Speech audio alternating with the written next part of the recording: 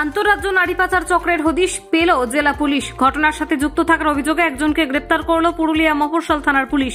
গত 2 তারিখ মফস্বল থানা এলাকা থেকে 2 নাবালিকা স্কুল ছাত্রী নিখোঁজ হয়। মফস্বল থানায় লিখিত অভিযোগ দায়ের করে নিখোঁজ ছাত্রীর পরিবার। পুলিশ তদন্তে নেমে বিহার রাজ্যের যোগ পাওয়া যায়। এই ঘটনার সঙ্গে যুক্ত থাকার অভিযোগে একজনকে গ্রেপ্তার করে পুলিশ। আজ তাকে পুরুলিয়া জেলা আদালতে তোলা হয়। পুলিশ সূত্রে জানা যায়, ওই 2 স্কুল ছাত্রীর বাড়িতে ঝামেলা করে স্কুলে যাওয়ার নাম করে বাড়ি থেকে বের হয়। ছড়ড়া রেল স্টেশনে নিজেদের সাইকেল রেখে ট্রেনে চেপে হাওড়া স্টেশনে চলে যায়। সেখান থেকে শিয়ালদা স্টেশনে পৌঁছালে সেখানে এক মহিলার সঙ্গে পরিচয় হয়। তার নাম রূপালী। সেই মহিলা তার স্বামীর সাথে কথা বলে কাজের ব্যবস্থা করে দেবে বলে মিথ্যে আশ্বাস দেয়। ওই মহিলা ও তার স্বামী কার্তিক বর্ধমানের প্রীতি নামে এক মহিলার সাথে যোগাযোগ করিয়ে দেয়।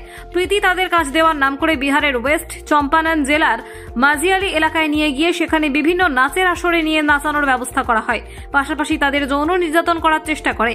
এই ঘটনার সঙ্গে যুক্ত থাকার অভিযোগে প্রীতি নামে বর্ধমানের এক মহিলাকে গ্রেপ্তার করে। আজ তাকে আদালতে তোলা হয়।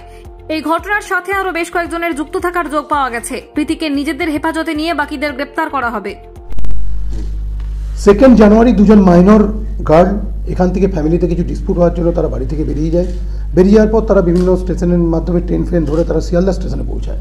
তারা যখন ঘোরাফেরা করছিল তখন তাদেরকে একজন রূপালী বলে একজন ভদ্রমহিলা তাদেরকে তাদের কার খপ্পরে তারা পড়ে এবং রূপালী তাদেরকে বলে যে আমরা তোমাকে অন্য জায়গায় কাজ দেবো, ফ্যামিলিতে আর ফিরে যেতে হবে না। এই বলে সে তার হাজব্যান্ডের সঙ্গে কথা বলায়। আমরা হাজব্যান্ড বলে পরিচয় দিয়েছিল রূপালী কার্তিক বলে একজনের সাথে। পরবর্তীকালে কার্তিক এবং তার মাধ্যমে প্রীতি, বর্ধমানে একজন প্রীতি নামের একজন মহিলার আমরা খোঁজ পেয়েছি। তার মাধ্যমে এদেরকে ওয়েস্ট চম্পারনের মাঝিয়ালি বলে একটা থানাতে নিয়ে যায় এবং সেখানে তাদেরকে ওই যে ট্রাফিক করে বিভিন্ন যে নাচের দল আছে সেখানে নাচ করাতে বাধ্য করে। আমরা যতটুকু জানতে পেরেছি এদেরকে সেক্সুয়ালি অ্যাবিউজ করার চেষ্টা করা হয়েছে এবং করা হয়েছে।